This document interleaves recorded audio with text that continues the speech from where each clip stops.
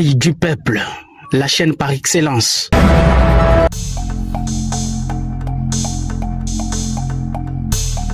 La chaîne qui vous ressemble et qui vous inspire. Oui, c'est Œil du peuple au Kasaï. Suivez votre émission sur notre chaîne. Très chers téléspectateurs de Œil du peuple TV, merci de nous gérer fidélité partout où vous vous retrouvez. Nous sommes ici pour le compte de l'émission Table Ronde. Table Ronde, c'est votre émission qui vous sert à tout moment, qui vous apporte des actualités. Le pays tout entier, je parle bien de la République démocratique du Congo et aussi ici dans la province d'Ikassai centrale. Pour ce numéro de Table Ronde, nous allons bien vouloir évoquer la question relative à la rentrée parlementaire qui s'approche ici au Kassai central, comme vous le savez. Il y a eu plusieurs moments de tumulte, de crise à l'Assemblée provinciale d'Ikassai central et à cet instant, les députés provinciaux sont appelés à cultiver le vivre ensemble, l'unité, la cohésion sociale. Voilà quel avenir de cette Assemblée provinciale ou cette première institution de la province d'Ikassai central.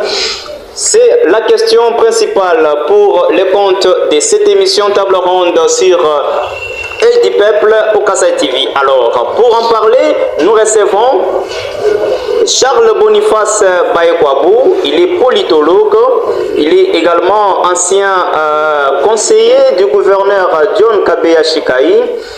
Il a plusieurs autres casquettes que nous ne pouvons pas beaucoup plus évoquer ici. Nous avons sa présence ici sur les plateaux de Table Ronde sur votre chaîne. Charles Boniface, tout le plaisir est de nous voir ici sur notre plateau. Bonjour et bienvenue. Bonjour, je vous en prie. Merci beaucoup. Merci. Vous êtes nombreux à nous suivre. Nous vous prions de vous abonner massivement. Je m'appelle Patient Marcelin Moutebanzembele. La chaîne qui vous ressemble et qui vous inspire. Oui, c'est Œil du peuple au Kasaï. Suivez votre émission sur notre chaîne. Comme je vous l'ai dit, nous avons sur le plateau Charles Boniface Bayekwabou. Vous le savez bien, il est politologue. Il a aussi occupé plusieurs autres postes politiques comme conseiller d'un ancien gouverneur. Avec lui, nous allons parler de l'avenir de l'Assemblée provinciale d'Ikassai central. Et aussi, nous allons également évoquer la question relative à la pétition qui vise pour le moment le président de l'Assemblée nationale, Vital Kamerhe. Monsieur Charles Boniface, voilà, nous commençons avec d'abord cette actualité à l'approche de la rentrée parlementaire ici au Kassai central, qui est prévue d'ici le 30 septembre, une session qui sera essentiellement budgétaire. Les députés provinciaux ont passé un moment de tumulte, de crise. Il y a eu un camp qui soutenait l'ancien président Daniel Lukusa, composé de 18 députés. Un autre camp qui soutenait les présidents du bureau d'âge, Stéphane Mwanda. Comment d'abord, avant d'entrer dans les fonds, comment, lorsque tout ceci s'est passé, qu'est-ce que vous aviez comme aperçu? Merci vraiment beaucoup, monsieur le journaliste. Souffrez, puisqu'il y a des questions que vous me posez au même moment, et puis vous me posez la première question, parce que votre thématique, je vais m'apaisantir sur les thématiques que vous avez vous-même, étant journaliste expérimenté sur la vie du Canada. Et puis, vous me posez, vous superposez peut-être des questions, tantôt Vital Kamerhe à Kinshasa, tantôt évidemment, tantôt Dito Iboyi. Ce sont des questions d'actualité. Je vais ramasser les tout. Donc, je dis si. Ce sont des questions d'actualité. Vous êtes politologue, vous êtes censé analyser toutes ces questions. Je reconnais votre réplique vive. Je dis si je peux ramasser directement trois sujets que vous avez mis à ma disposition. C'est deux en fait. Avec votre. Non, c'est trois. Rentrée parlementaire. difficultés ou ce qu'il y a eu à l'Assemblée provinciale de Toïboui, à l'Assemblée provinciale, et rentrée parlementaire. C'est ça, trois questions. Hein, oui, vous êtes prêt à analyser, rien ne peut vous échapper. Je vais ramasser dans peu de minutes. Quand il y a eu du Toïboui ici, à l'Assemblée provinciale, vous connaissez la cause, et les sapeurs-pompiers. Là, je m'étais, j'ai dit, est-ce que d'ailleurs, je vous informe que les assemblées de la République, les assemblées provinciales, je ne dis pas les assemblées provinciaux, les assemblées provinciales de la République, il y a ce matin, ils ont fait une déclaration qu'ils ne vont plus siéger puisqu'ils ne sont plus payés, ils n'ont pas touché leurs émoluments. Évidemment. Là, c'est pour quand même écarter la première question. Les assemblées provinciales de toute la République démocratique du Congo ne vont plus siéger ou rentrer parlementaire, ne vont plus peut-être avoir lié, vu qu'ils revendiquent les émoluments. Là, c'est la déclaration de toutes les assemblées de la République, des assemblées provinciales de toute la République démocratique du Congo. Ça, c'est une information que moi j'ai eue ce matin. Oui, c'est là et il y a afférent à la période de vacances parlementaires. Ils ne se sont pas rendus à leur base. Vous devez me poser la question que votre source, c'est où? D'où est-ce que vous avez ramassé cette information? Nous l'avons tous eu. Ok, d'ailleurs, vous êtes intelligent. Et puis, deuxième question qui concerne Vital Kamerhe.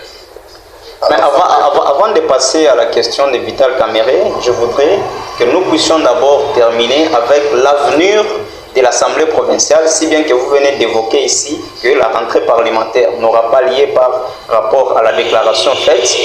Mais qu'à cela ne tienne, nous osons croire qu'ils seront payés et la rentrée sera évidemment effective. Alors, j'allais dire alors, c'est quoi cet aperçu que vous donnez? La première des choses, que nos élus soient établis dans leurs droits. Que leurs émoluments leur parviennent, puisqu'ils travaillent. Malheureusement, que ce que nous voyons auprès de nos élus ici, provinciaux, ça ne nous enchante pas.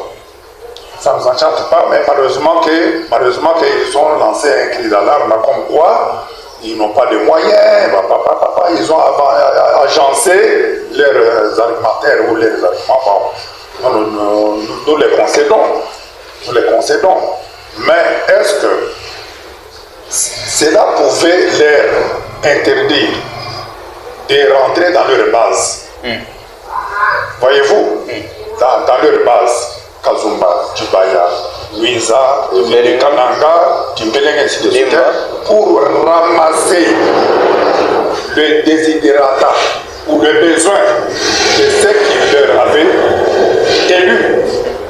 Non, moi je dis ça c'est un paradoxe, un échappatoire. Nous avons des élus ici, que je respecte très bien, mais je me rends compte que nous avons une maladie. Laquelle? Nous avons une maladie ici qui nous amène peut-être à chercher le médecin qui peut très bien diagnostiquer et puis nous donner ce que nous appelons thérapeutique. Vous pouvez qualifier cette maladie. Souffrir. Vous m'avez apporté la parole, laissez-moi. Et nous donner ce que nous appelons thérapeutique auprès de nos élus. Parce que chaque jour, nous les voyons ici, par là, en train de boire, de faire de n'importe quoi. Et puis, ils se focalisent ne fût que sur des frivolités. au lieu de se référer de ce qu'il leur avait donné, voir ce qu'il leur avait donné du boulot, bon, nous les voyons pas. Et puis après, ils vous disent comme quoi on n'a pas les moyens. Le moyen, chaque jour ici, ils sillonnent partout dans des terrasses, ils vous prennent du champagne, ainsi de suite. D'où est-ce qu'ils tirent cet argent-là? Non, nous disons... Ils peuvent avoir leurs occupations, leurs travaux privés. Parce qu'il y en a des docteurs, il y a les avocats, il y a les enseignants parmi les députés. Je savais que tu allais revenir à ça. C'est pourquoi que je me réservais. Maintenant, je vous reviens. Tu es député ou bien tu es docteur? Tu es député comme ça. C'est votre filière que vous avez faite. Ce n'est pas mon problème. Mais maintenant, moi, je vous avais élu comme mon député. Vous avez 3 missions seulement. Légiférer, contrôler. Voyez-vous? Légiférer, contrôler, et puis il y a la 3e mission. Ma foi, mon Dieu. Est-ce qu'ils ont légiféré? Est-ce qu'ils ont... Ah, oui. Représenté? Non. Ils nous ont représentés valablement. Est-ce qu'ils ont... ma foi, mon Dieu. Quel édit dans cette législature? Quel édit? Qui est ce député-là qui peut soulever son petit doigt pour nous montrer, nous dire ce qu'il a fait comme un édit? Pas d'édit, pas contrôle parlementaire, puisqu'ils sont étouffés. Et puis, troisièmement, donc, nous disons que ça, c'est du tralala. Donc, nous avons connu une législature sans... Je me réserve des termes purement techniques. En tout cas... Je me réserve d'aller au-delà. Donc, nous n'avons pas de députés qui tiennent debout. Nous avons des députés, pas pour le compte de la population, mais pour leurs propres intérêts mesquins, leurs intérêts égoïstes. Mais la population est oubliée par nos élus ici. Donc on ne peut pas espérer quelque chose d'auprès de notre élus ici. Ils doivent faire leur histoire, ils sont dans ce que nous appelons syllogisme. Oui, évidemment, vous dites que nous n'espérons rien. Qu'on n'espère rien. Mais il est temps de se rattraper quand même. Non. Rien n'est perdu jusqu'à présent. J'évoque Boileau. C'est un écrivain. Si on perd le repère, on risque de se perdre. Ils sont déjà perdus. J'évoque Boileau. D'ailleurs, il y a un chercheur, journaliste chercheur. J'évoque Boileau qui dit, quand on perd le repère, on risque de se perdre. Ils sont perdus. Donc, on n'espère rien.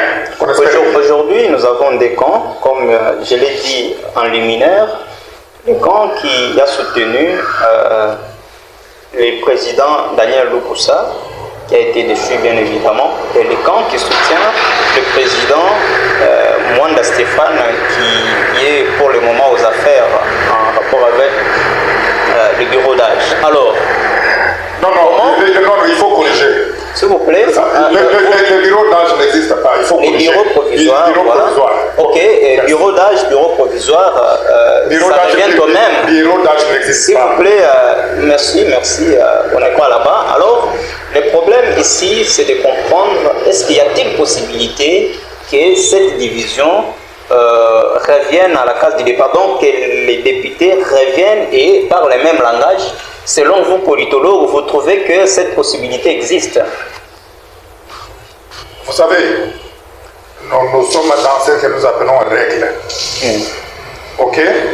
Respect des lois. Nous sommes dans un état de droit. Que dit l'état de droit? C'est le respect des textes. Voyez-vous, il n'y a pas de division, il n'y a pas ça. Mais malheureusement, que les amis n'ont pas compris que ce sont eux-mêmes qui avaient élaboré leur règlement intérieur. il pouvait, ne fût-ce que s'appesantir sur les règlements intérieurs. Voyez-vous? Maintenant, quand vous passez à côté, non, ça ce n'est pas un état de droit, c'est le respect du texte. Et aujourd'hui, qui vous a dit qu'il y a deux camps? Il n'y a pas de camp. Il n'y a pas de camp. Il n'y a pas de camp. Parce que nous voyons les députés séparés. Il n'y a pas de camp. Aujourd'hui, Vital Kamerhe est là-bas. Est-ce qu'il y a encore des camps? Non. Oui, il y a les camps des règlement. Vital Kamerhe a dit je dois respecter le règlement d'ordre intérieur de notre assemblée élaboré par nous-mêmes. Alors je me soumets aux pétitionnaires. Si les pétitionnaires fomentent leurs pétitions, vous devez vous soumettre. Vous devez vous soumettre. Est-ce qu'il y a un problème? Vous devenez un chef coutumier, ça devient un pouvoir coutumier. Non, ce n'est pas un pouvoir coutumier. Nous sommes dans les choses de l'État. Voyez-vous, nous sommes dans les choses de l'État. D'ailleurs, nous sommes régis par le législateur. Vous-même, vous avez élaboré le règlement de l'intérieur. C'était parti et validé par la Cour constitutionnelle. Mais maintenant, en quoi maintenant ça vous choque? En quoi ça vous choque? Alors, répondez à la question de savoir si la division un jour peut être transformée. Il n'y a pas une division.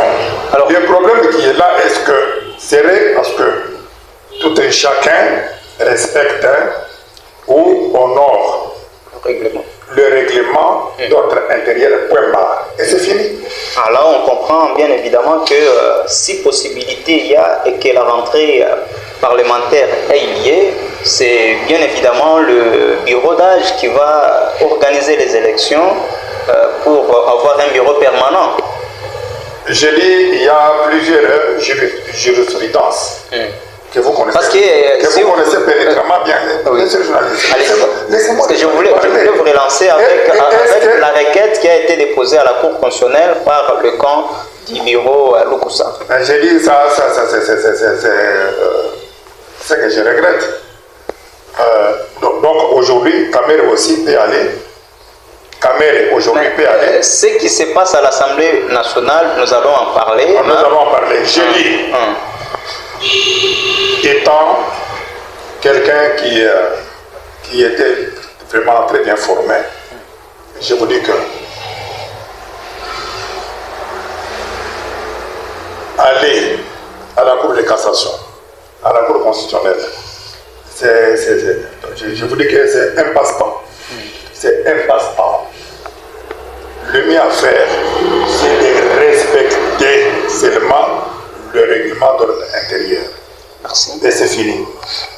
Voilà. Est-ce que la pétition est reconnue? Oui. La pétition, le pétitionnaire, oui. La pétition, oui. Réceptionner, oui. Mais c'est fini. Mais vous-même, vous savez comment ça s'est passé dans les violations multiples de règlements. Il n'y avait pas. On a eu à traiter des pétitions au moment où les concernés n'étaient pas sur place. Bon, on ne veut pas beaucoup plus en revenir.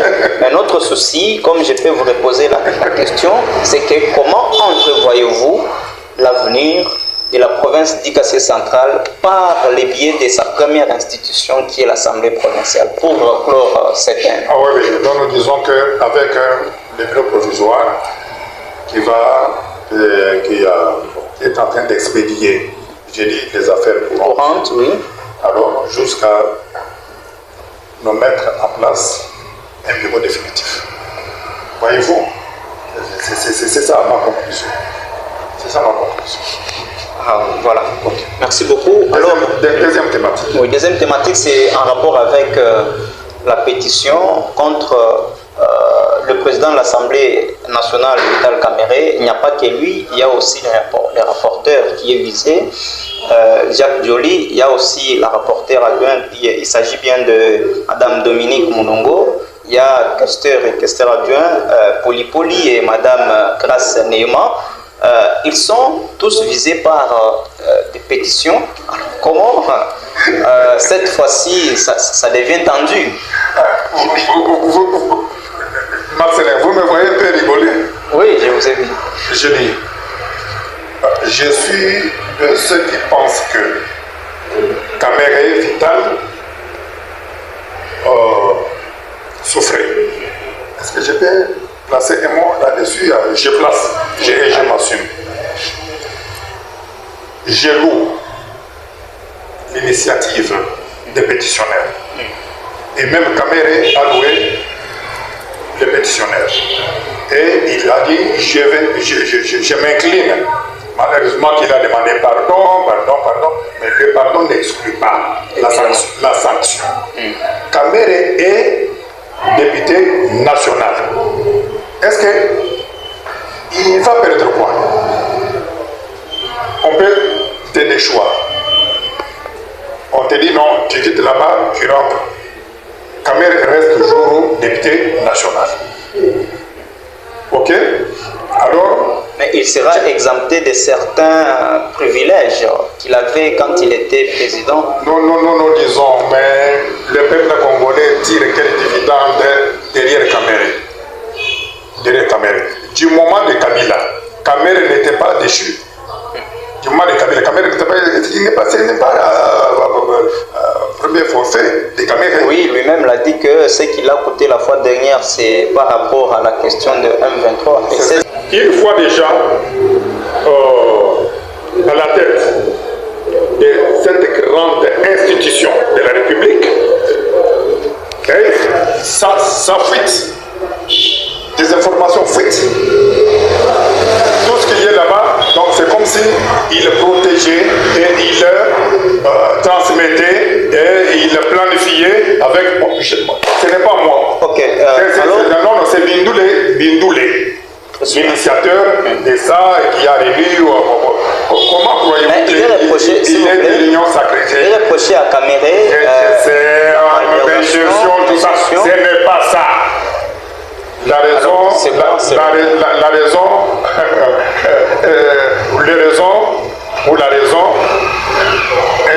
sont lesquels que vous estimez? Je dis. Parce que vous avez vu même les secrétaires de l'UDPS. Je suis de l'UDPS. Non, je suis ici comme... S'il vous plaît, on ne vous prend pas comme l'UDPS, mais on a dit que vous avez vu même le secrétaire général de l'UDPS qui s'est lavé les mains par rapport à l'engagement ou à la participation de l'UDPS dans cette pétition. Bon, là, ça vient de vous-même. Oui, lui-même l'a déclaré qu'il fallait consulter la haute autorité. En quoi l'UDPS vient faire quoi dans cette histoire? C'est une histoire purement parlementaire. Allez-y alors avec... Ok. Je dis, l'institution, l'Assemblée nationale, vous pouvez avoir quelqu'un qui n'est pas en connivence, selon je parle au conditionnel, je ne confirme, je n'infirme pas. Mais il faut vous assumer. Je ne peux pas m'assumer puisque je n'ai pas de preuves palpables. Mais si c'est que vous n'avez pas de preuves, veuillez vous méfier de les évoquer quand même. J'en évoque. Évoquez ceux dont vous avez des preuves. D'ailleurs, maintenant je vous mets au banc des accusés. C'est vous les journalistes qui postent. C'est vous les journalistes qui postent, non? Nous vous lisons. Moi je vous lis. Je vous lis. Je vous avais lu hier. Vous, ici. Et tout en parlant en énigme. Moi je comprends, j'avais vite compris que voilà, quand il parle comme ça veut dire comme ça. J'ai fait mes analyses. Non, il ne faut pas rigoler. J'ai fait mes analyses. J'ai dit, quand il vous parle comme ça, c'est-à-dire que juste après qu'il soit injecté, et la justice va s'en prendre à Kamere. La justice va s'en prendre à Kamere. L'avenir nous réserve beaucoup de surprises. Ce n'est pas pour rien que le président de la République était allé. Il a fait une sortie vers l'Asie mineure. Nous sommes en train de terminer. Non, s'il vous plaît. D'ailleurs, j'ai fini. À l'Asie mineure. C'est de là où Rwanda était fourni en armes sophistiquées. Et de son retour à Kinshasa, Kinshasa, vous savez ce qui s'est passé. Hein? Son avion a été tout, ainsi de suite. Alors, je vous ai déjà répondu. Merci. La question que vous voulez, nous sommes déjà presque à la fin. Oui. Nous sommes presque à la fin d'une décision qui avait été prise pour Madame maire de la ville, sa suspension, tout ça, et ainsi de suite. Mais jusqu'à aujourd'hui, qui n'a pas abouti. Oui, alors ça c'est un autre cas. Nous allons en évoquer plus tard, mais ici, comme en termes de conclusion, nous voulons à ce que vous puissiez nous dire, nous avons évoqué le premier sujet et le deuxième. En plus bref, qu'est-ce que nous pouvons retenir concernant la question de l'Assemblée provinciale du Kassai central et la pétition contre Vital Kamerhe? J'ai dit que Vital Kamerhe est déjà parti. C'est un cheval partant. Et puis parlons autre chose. Puisque le deuxième vice-président, honorable Chilumbaï, il vient aussi d'être visé. J'ai dit, parmi tant d'autres, Chilumbaï, c'est 4 voix seulement. Donc, c'est rien du tout. C'est bien lui d'ailleurs qui a convoqué la plénière. Qui a convoqué la plénière pour étude des pétitions. Évidemment. Est-ce que mais pourquoi vous dites qu'il est aussi visé? Il est visé par 4 voix, non. Là, mettons ça de côté. Oui. Et puis, je vous ai dit d'emblée ici qu'il y a eu une déclaration de toutes les assemblées de la République, des provinces, toutes les provinces, qu'il aurait fallu qu'ils soient établis dans les lois. Mais je pense que pas pour longtemps. Leur rentrée, peut-être c'est pour c'est une rentrée une rentrée budgétaire, non? Oui, elle est essentiellement budgétaire. Essentiellement budgétaire. Oui, la session de septembre. Maintenant, je prends le Kassai central. Même si il s'avérait qu'ils vont rentrer tout ça. Le budget qui doit être représenté ou présenté par l'excellence de M. le gouverneur ici. Maintenant, le budget antérieur, on ne voit rien. Est-ce que vous pensez qu'avec le budget qui va encore, c'est pour en faire quoi? C'est pour en faire quoi? Et pour quelle fin? Le budget qui lui avait été accordé par l'Assemblée, il n'y a rien sur le terrain. C'est seulement des visites en visite de projets du gouvernement central. Lui, il n'a rien fait. Maintenant, il ira pour présenter encore notre budget. Oui, ça, on va en parler. Réduction des comptes, tout. Moi, je vous dis que ça, c'est ce que nous appelons qu'il se saisisse, puisque je ne trouve pas que le budget là n'est passé là-bas. Oui, en guise de conclusion, vous avez évoqué un autre cas, mais nous voulons avoir une conclusion parfaite par rapport à tout ce dont nous venons d'évoquer pour terminer, parce que nous sommes à la fin. Je vous dis sincèrement merci. Je dis seulement que je souhaite malchance à cette rentrée de nos élus ici. Je leur souhaite malchance. Pourquoi malchance? J'ai dit malchance. Il n'y a pas une phase de rattrapage. J'ai dit malchance puisqu'ils ne nous ont pas aidés. Ils n'ont pas aidé la population. Ils se sont servis. Au lieu de servir, ils se sont servis eux-mêmes. Merci. Est-ce que vous êtes un journaliste expérimenté? Dis-moi même un député qui vous en avez parlé. Oui. Merci. Qui s'est rendu dans sa base. Merci. Aucun député. Merci. Maintenant, vous voyez qu'il se joue de nous. Les gens ici que nous avons, ils se jouent de nous. Et puis, nous allons les sanctionner. Alors, je vous dis sincèrement merci. Je dis merci à l'ami qui manageait, qui était dans la manette, ou dans les manettes. Et puis, sincèrement merci à vous qui m'avez invité le jour d'aujourd'hui. Merci. Et puis,